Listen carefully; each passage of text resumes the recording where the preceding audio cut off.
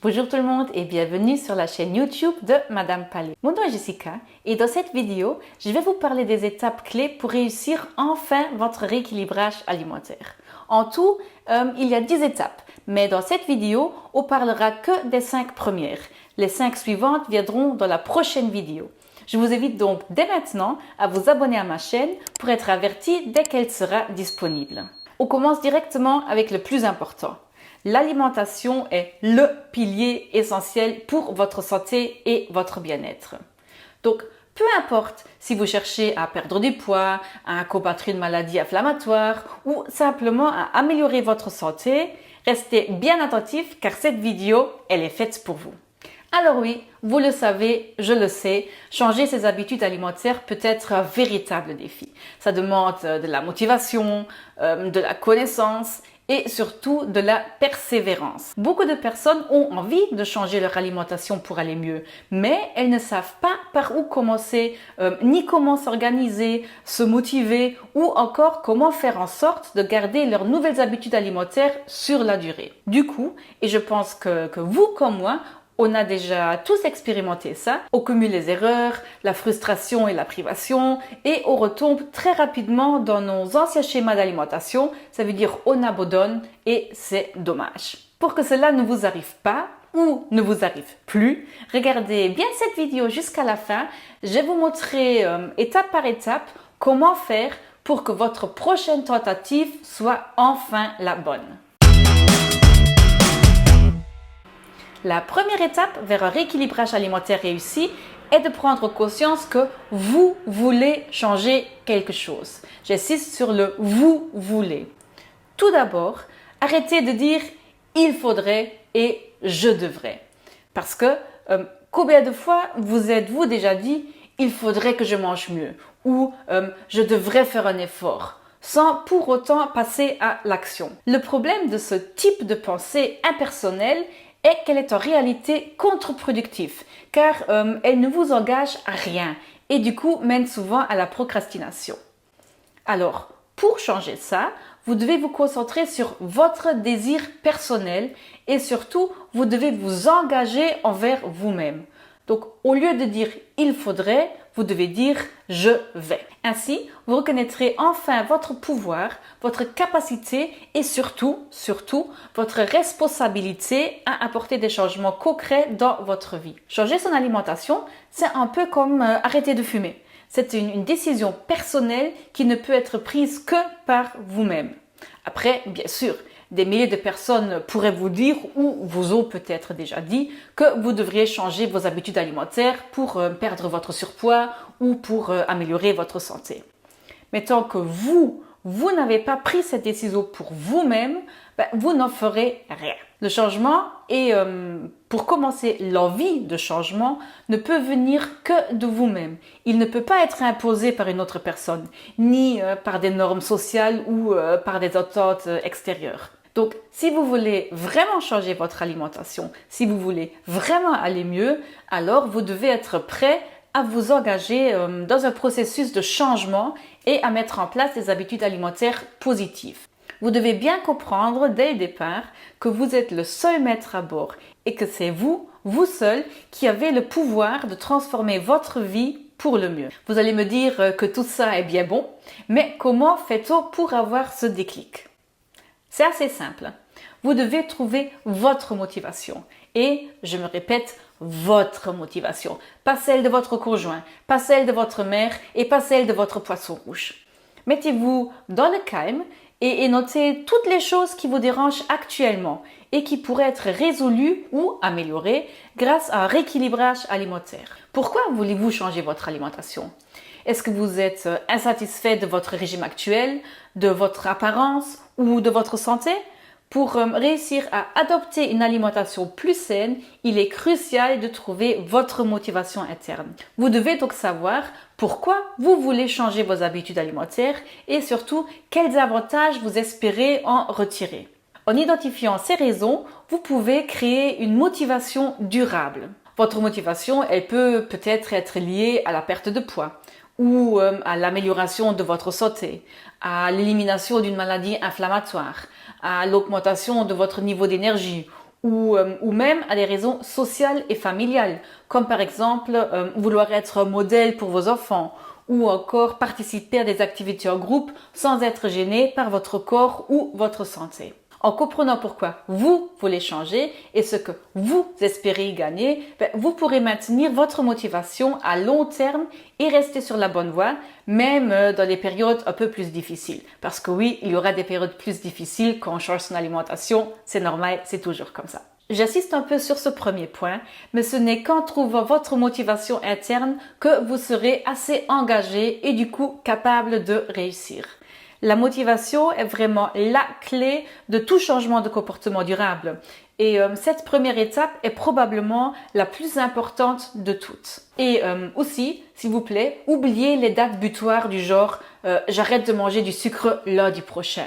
Car ça ne marche pas, ça ne marche jamais. Vous trouverez une excuse pour ne pas commencer ce lundi-là et de repousser votre plan au lundi d'après et ainsi de suite. Le moment idéal pour changer, il n'existe pas. Il y aura toujours quelque chose qui pourrait vous servir comme excuse, toujours. Donc n'attendez pas le moment parfait car il n'existe pas.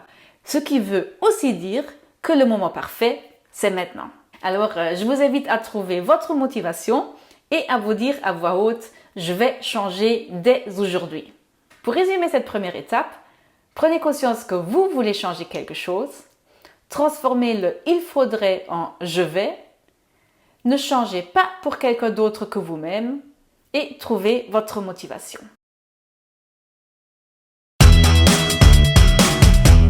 Alors, dans ce deuxième point, je vais essayer de dissiper un malentendu courant et m'attarder un peu sur la différence entre le régime et le rééquilibrage alimentaire. Beaucoup de personnes pensent, à tort, que c'est la même chose, mais en réalité, il y a une très grande différence entre les deux. Premièrement, le régime classique est souvent une approche à court terme qui a pour principal objectif de vous faire perdre du poids rapidement. Pour cela, les régimes à la mode limitent la consommation d'aliments et réduisent l'apport calorique hors toute proportion. Ils fonctionnent donc avec des restrictions alimentaires parfois vraiment extrêmes. À cause de cela, ces régimes ne peuvent pas être suivis sur la durée. Et une fois qu'on les termine et qu'on recommence donc à manger comme avant, une reprise de poids, elle est inévitable. C'est ce qu'on appelle le fameux effet yo-yo. Le problème est que oui, ce genre de régime vous permet peut-être à perdre beaucoup de poids sur une courte durée, mais vous n'aurez pas appris à manger correctement. Donc, vous allez aussitôt reprendre tous les kilos que vous avez perdus, et souvent encore quelques-uns en plus, dès que vous arrêtez le régime, parce que vous n'avez pas appris comment il faut faire. En revanche, le rééquilibrage alimentaire, c'est une approche à long terme qui vise à réapprendre à manger de manière équilibrée et saine pour améliorer sa santé et son poids de manière durable. Donc, au lieu de se priver, on apprend à écouter son corps, à consommer les bons aliments et à adopter des habitudes alimentaires saines. Le but est de nourrir son corps avec les nutriments dont il a besoin pour fonctionner correctement et de favoriser ainsi une meilleure santé globale. Donc, le rééquilibrage alimentaire est une démarche plus bienveillante qui permet non seulement de perdre du poids de manière saine et durable, mais aussi d'améliorer sa santé, de renforcer son système immunitaire et de se sentir mieux dans son corps et dans sa tête.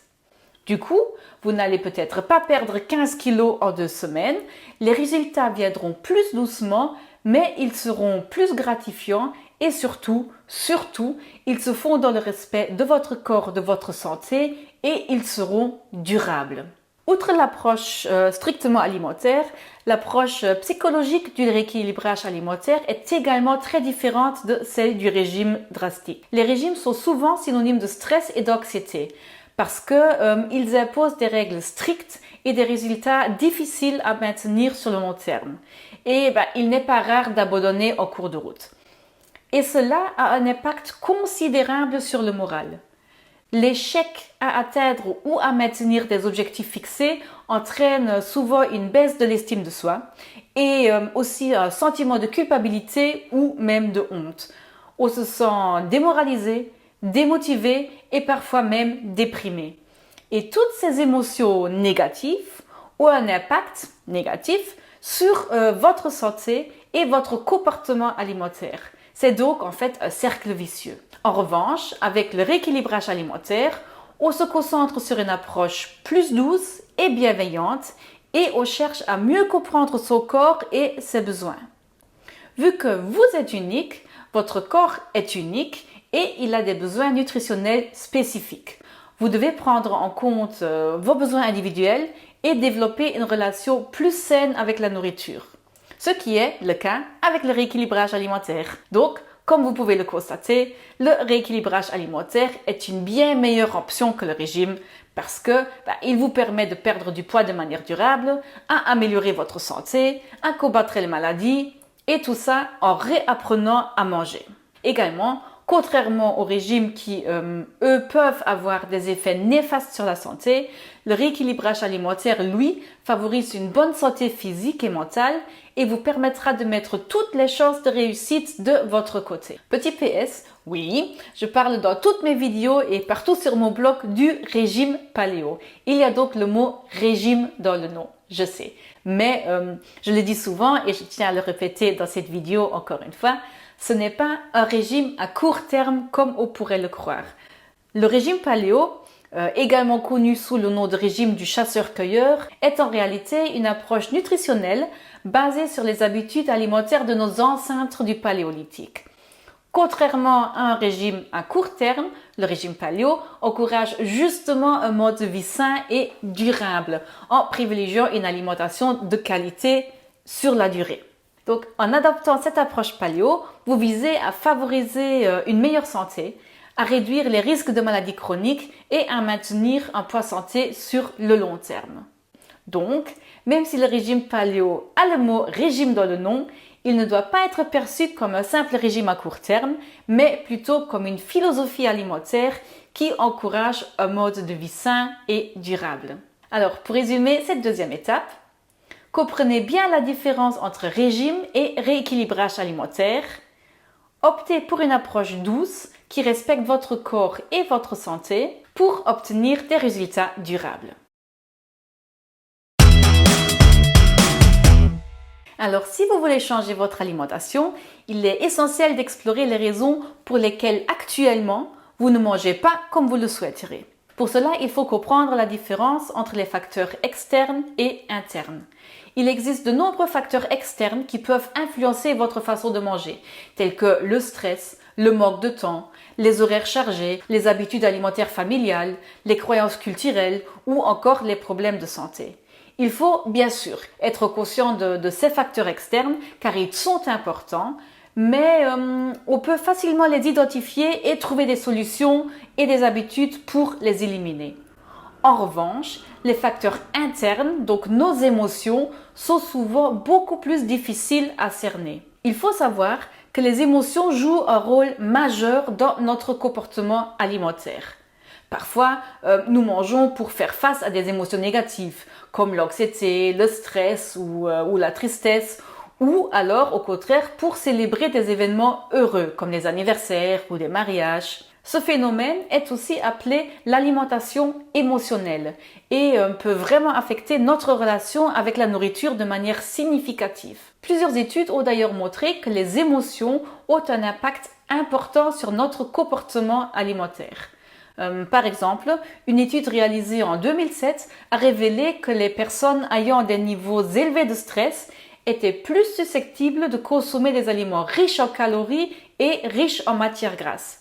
Une autre étude, publiée en 2015, montre que les personnes qui mangent pour gérer leurs émotions, notamment lorsqu'elles se sentent déprimées, anxieuses ou seules, sont plus susceptibles de prendre du poids. Ainsi, selon des psychologues de l'alimentation, la nourriture émotionnelle est responsable de 70% de l'obésité. C'est énorme. L'alimentation émotionnelle peut prendre différentes formes. Par exemple, certaines personnes se tournent vers la nourriture pour se sentir mieux lorsqu'elles sont tristes ou anxieuses. Et cela les amène donc à manger même lorsqu'elles n'ont pas faim. On mange aussi pour célébrer. Par exemple, lors d'événements heureux comme un anniversaire ou un mariage, nous avons tendance à nous laisser aller et à manger beaucoup trop. Beaucoup de personnes mangent aussi pour éviter les émotions et utilisent la nourriture justement comme une distraction pour éviter de faire face à des émotions désagréables. C'est vraiment un point très important qu'il ne faut surtout pas négliger si on veut réussir. Parce que si vous ne reconnaissez pas et que vous ne gérez pas vos émotions, vous risquez de vous tourner de plus en plus vers la nourriture, vers la malbouffe surtout, pour compenser vos émotions. Pour mieux comprendre les facteurs qui influencent votre alimentation actuelle, je vous conseille de tenir un journal alimentaire. Notez les moments où vous mangez, les aliments choisis, les émotions ressenties et ainsi de suite. Posez-vous les questions telles que pourquoi ai-je choisi de manger cela et comment je me sens avant et après l'avoir mangé. Pour contrer l'alimentation émotionnelle, il est important de développer des stratégies pour gérer vos émotions sans recourir à la nourriture. Pour cela, vous devez identifier vos déclencheurs émotionnels. Vous devez prendre conscience des situations ou des émotions qui vous poussent à manger et essayer du coup de trouver d'autres moyens de les gérer. Vous devez apprendre à gérer le stress. Vous pouvez par exemple pratiquer des techniques de relaxation comme la méditation, le yoga ou encore la respiration profonde pour mieux gérer vos émotions et du coup réduire votre besoin de manger pour vous sentir mieux. Également, vous devez trouver des alternatives à la nourriture pour vous réconforter. Vous pouvez par exemple essayer des activités qui vous procurent du plaisir et du réconfort sans impliquer la nourriture, comme lire, écouter de la musique, prendre un bain chaud ou passer du temps avec des amis. Pour résumer cette troisième étape, découvrez pourquoi votre alimentation actuelle ne correspond pas à vos désirs et à vos besoins. Comprenez l'impact des émotions sur votre alimentation. Apprenez à gérer vos émotions autrement afin d'être mieux équipé pour adopter une alimentation saine et équilibrée. Alors tout d'abord, qu'est-ce que c'est la méthode SMART? En fait, la méthode SMART est un outil de gestion des objectifs qui a été développé dans les années 1980. Elle a été initialement présentée par George Doran, qui était entre autres consultant en management. Alors, chaque lettre de l'acronyme SMART, qui d'ailleurs veut dire malin en anglais, correspond à un aspect important à considérer lors de la définition d'un objectif. Je vais bien sûr tous vous les expliquer. Pour commencer, nous avons les S pour spécifique. Ça veut dire que l'objectif doit être clair et précis. Par exemple, au lieu de dire je veux manger sainement, choisissez plutôt un objectif plus concret, comme je vais manger 5 portions de légumes par jour. Le M est pour mesurable. Votre objectif doit être quantifiable, de sorte que vous puissiez suivre vos progrès. Par exemple, si votre objectif est de manger 5 portions de légumes par jour, vous pouvez compter le nombre de portions consommées chaque jour pour mesurer votre avancement. Après, nous avons le A pour atteignable. Votre objectif, il doit être réaliste et possible à atteindre avec vos ressources et votre temps disponible. Si votre objectif il est trop difficile ou impossible à atteindre, cela va causer de la frustration et de la démotivation. Donc, votre objectif ne doit pas être « je veux perdre 10 kilos dans 5 jours », mais plutôt « les 5 prochains jours, je ne vais manger aucun produit qui contient du sucre raffiné ». Le R est pour réaliste. Restez réaliste quant à ce que vous pouvez accomplir. L'objectif, il doit être en accord avec vos motivations et vos besoins personnels. Par exemple, si vous voulez améliorer votre santé, choisir un objectif lié à une meilleure alimentation, comme réduire votre consommation de sucre, sera pertinent pour vous. Et finalement, T est pour temporellement défini. Votre objectif doit avoir une date limite pour vous encourager à agir et rester concentré. Par exemple, vous pouvez vous fixer l'objectif de réduire votre consommation de sucre pendant 30 jours. La méthode SMART est largement utilisée dans divers domaines, y compris le développement personnel, le monde des affaires, la santé et la forme physique. D'ailleurs, de nombreux coachs de vie célèbres soulignent l'importance de se fixer des objectifs clairs et réalisables, ce qui est finalement la base de la méthode SMART. Vous allez me dire que c'est bien beau tout ça, mais comment cette méthode peut-elle concrètement m'aider à changer mon alimentation et à avoir une vie plus saine sur la durée? En fait, la méthode SMART peut vous aider à concrètement changer votre alimentation et à adopter un mode de vie plus sain sur la durée en guidant votre démarche de manière structurée. La méthode SMART, elle vous permet donc plusieurs choses. Premièrement, elle vous permet d'identifier des objectifs précis et clairs liés à votre alimentation, en vous donnant ainsi une meilleure idée de ce que vous devez faire pour améliorer votre alimentation et votre situation. Deuxièmement, elle vous permet de mesurer vos progrès en cours de route, vous permettant ainsi de rester motivé et de vous ajuster si nécessaire. Troisièmement, elle vous permet de fixer des objectifs réalistes et réalisables, évitant ainsi la frustration et le découragement liés aux objectifs impossibles à atteindre. Quatrièmement, elle vous permet de vous assurer que vos objectifs correspondent à vos motivations personnelles et aux aspects de votre vie que vous souhaitez améliorer.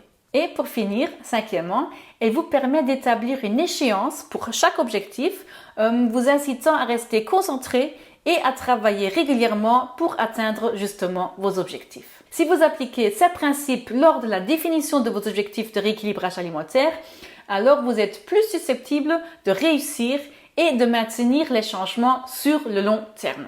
Pour commencer, je vous conseille de vous fixer 3 objectifs différents sur des durées différentes. Par exemple, le premier objectif peut être « Je vais boire 2 litres d'eau chaque jour pendant les 8 prochaines semaines pour m'hydrater correctement et améliorer ma digestion ». Le deuxième objectif pourrait être « Je vais éliminer toute consommation de sucre ajouté pendant les 4 prochaines semaines pour détoxifier mon corps et réduire l'inflammation ». Le troisième objectif pourrait être « Je vais cuisiner au moins 5 repas faits maison par semaine pendant les 6 prochaines semaines pour améliorer la qualité de mon alimentation ». Ce sont bien sûr que des exemples. Vous devez fixer vos propres objectifs qui sont en relation avec vos souhaits. Pour résumer cette 4e étape, fixez-vous des objectifs SMART pour atteindre votre but.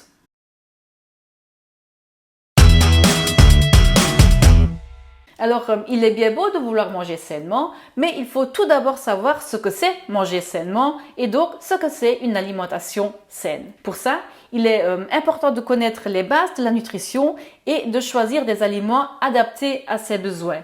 Mais beaucoup de personnes se sentent déjà perdues lorsqu'il s'agit de faire ces choix. Pour manger sainement, vous devez connaître les différents groupes d'aliments, leur rôle, leurs avantages et leurs inconvénients. Les aliments que vous consommez doivent fournir des nutriments importants à votre corps, tels que les glucides, les lipides, les protéines, les vitamines et les minéraux, et cela dans les bonnes proportions. Comme vous l'aurez certainement deviné, je vais vous parler un peu des fondamentaux du régime paléo, qui est, selon moi, la meilleure approche pour garder une bonne santé, pour avoir plein d'énergie, pour perdre du poids et pour combattre les maladies inflammatoires. Comme je vous l'ai déjà dit, le régime paléo est une approche populaire de l'alimentation qui consiste à manger comme dans un cintre de l'âge de pierre. Cela signifie une consommation accrue de légumes, de protéines animales, de fruits, de noix et de graines, tout en évitant les aliments transformés, les glucides raffinés et les sucres ajoutés. Cette alimentation ne vous aidera pas seulement à améliorer votre santé, mais aussi à perdre du poids et à prévenir les maladies chroniques. Pour mieux comprendre l'alimentation paléo, je vous conseille d'aller voir les autres vidéos que j'ai déjà publiées à ce sujet, comme la vidéo sur les aliments conseillés, la vidéo sur les aliments déconseillés, les erreurs à éviter et bien d'autres encore. Je vous mets quelques liens dans la description de cette vidéo, ainsi vous pourriez aller les voir après avoir fini de regarder celle-ci, bien sûr, cela va de soi. Tant qu'on y est, je vous invite également à vous abonner à ma chaîne pour être notifié des prochaines vidéos afin de ne rien rater. Mais revenons à notre 5e étape. Vous vous demandez peut-être pourquoi est-il important de comprendre les bases d'une alimentation saine? Pourquoi est-ce qu'il ne suffit pas de juste suivre un plan alimentaire étape par étape sans se poser des questions? Tout simplement parce qu'il est plus simple de se tenir à un plan alimentaire ou à un régime lorsque l'on comprend les effets positifs ou négatifs que tel ou tel aliment peut avoir sur la santé. En comprenant l'impact que certains aliments ont sur votre santé, vous êtes plus enclin à éviter les aliments transformés, les sucres ajoutés et les graisses saturées par exemple, qui eux sont tous associés à des effets négatifs telles que l'obésité, le diabète et encore les maladies cardiovasculaires. À l'inverse, vous êtes plus susceptible de privilégier les aliments riches en nutriments, en fibres et en antioxydants qui, eux, contribuent à renforcer votre système immunitaire, à améliorer votre digestion et à prévenir les maladies chroniques. Par exemple, une fois qu'on connaît tous les problèmes que le sucre raffiné cause à notre corps et les maladies qu'il provoque, mais il est bien plus simple de résister à la tentation d'un morceau de gâteau ou encore d'un paquet de biscuits. De plus, en connaissant les bases de l'alimentation, mais vous pouvez adapter votre régime alimentaire en fonction de vos besoins spécifiques, qu'il s'agisse de perdre du poids, de gérer une condition médicale ou de maintenir tout simplement une bonne santé générale. Donc, pour résumer cette 5e étape, apprenez les bases de l'alimentation, familiarisez-vous avec le régime paléo pour savoir quels sont les aliments à consommer et quels sont les aliments à bannir de vos placards. Et ben voilà, nous arrivons déjà à la fin de cette vidéo sur les 5 premières étapes à suivre pour enfin réussir votre rééquilibrage alimentaire. La prochaine vidéo, avec les étapes 6 à 10, suivra très prochainement. Donc n'oubliez pas à vous abonner à ma chaîne et à activer la petite cloche. Maintenant, si vous voulez aller plus loin dès aujourd'hui et que vous êtes déjà prêt à vouloir transformer votre vie, à prendre votre santé en main, à en faire une priorité, alors je vous invite de réserver une séance de coaching individuelle avec moi. Je vous propose un accompagnement personnalisé via Zoom. Ensemble, nous identifierons vos besoins, vos objectifs et les obstacles qui jusqu'ici vous empêchent d'atteindre votre objectif. Et bien sûr, je vous donnerai mes conseils, mes astuces et mes solutions pour enfin réussir. Je vous mets le lien vers l'agenda pour réserver votre première séance dans les commentaires. Donc allez-y, prenez rendez-vous, je me réjouis de travailler avec vous. Pour terminer cette vidéo, voici le résumé des 5 étapes que nous avons vues aujourd'hui ensemble. Prenez conscience que vous voulez changer quelque chose. Comprenez la différence entre régime et rééquilibrage alimentaire. Découvrez pourquoi votre alimentation actuelle ne correspond pas à vos désirs et à vos besoins. Fixez-vous des objectifs SMART. Apprenez les bases de l'alimentation. Et voilà, c'est déjà tout pour moi pour aujourd'hui. J'espère que vous avez apprécié cette vidéo et qu'elle vous a donné des conseils utiles. Je reviens rapidement avec une nouvelle vidéo pour vous parler des prochaines étapes déjà pour réussir votre rééquilibrage alimentaire. Également pour vous parler davantage du régime paléo, de la santé et de bien plus encore. Pour ne pas rater ça, pensez à liker cette vidéo et à vous abonner à ma chaîne. Comme toujours, je vous invite à me faire part de vos questions et réflexions dans les commentaires. Sur ce, je vous dis à très vite et d'ici là, mangez bien.